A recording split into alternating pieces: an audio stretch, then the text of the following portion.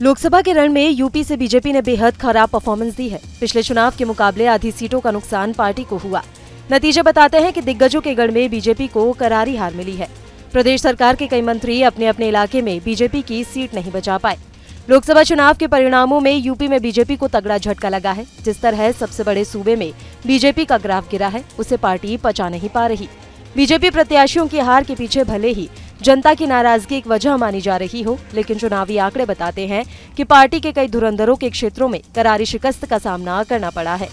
नतीजे बता रहे हैं कि प्रदेश सरकार के कई मंत्री और छत्रप धाराशाही हो गए। मुरादाबाद, बिजनौर से लेकर प्रयागराज और कौशाम्बी में बीजेपी को मुंह की खानी पड़ी है।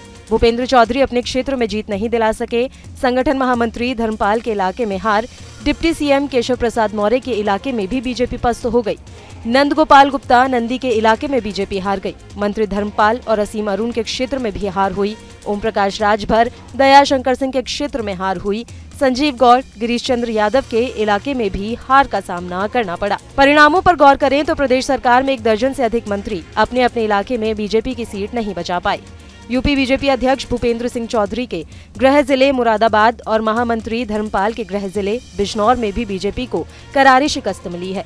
पूरे पश्चिमी यूपी में बीजेपी को बड़ा नुकसान हुआ है। सहारनपुर, कैराना, मुजफ्फरनगर में भी हार का सामना करना पड़ा। नगीना और संभल में पार्टी की करारी शिकस्त हुई तो बिजनौर में आरएलडी की जीत से एनडीए का खाता खुल पाया। 37 सीटों वाली सपा और बीजेपी में 4 ही का अंतर है और मजे की बात यह है कि सपा 4 सीटों पर 20,000 से भी कम वोटों के अंतर से जीती है। ये जानते हैं कि वैसे तो एक वोट की भी अपनी अहमियत है और वह भी जीत हार तय करने में सक्षम है, लेकिन लोकसभा चुनाव में 20,000 तक के अंतर को बहुत ज्यादा नहीं माना जाता।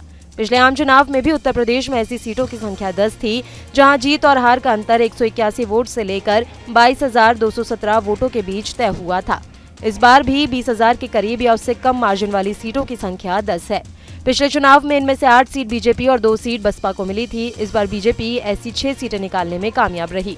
वहीं सपा के हिस्से नजदीकी अंतर वाली 4 सीटें आई हैं। लोकसभा चुनाव में खुद मैदान में उतरे 2 मंत्रियों को भी बड़े अंतर से हार का मुंह देखना पड़ा है। इनमें रायबरेली से मंत्री दिनेश प्रताप सिंह राहुल गांधी के सामने नहीं टिक पाए और प्रदेश के पर्यटन मंत्री जयवीर सिंह को अपने ही जिले मैनपुरी में अखिलेश यादव के खिलाफ हार का सामना करना पड़ा।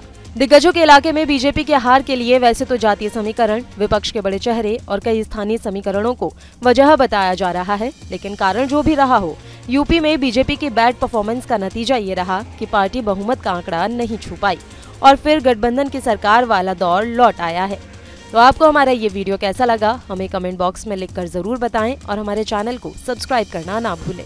देश और दुनिया के साथ यूपी और उत्तराखंड की तमाम छोटी बड़ी खबरों के लिए देखते रहिए न्यूज़ स्टेट।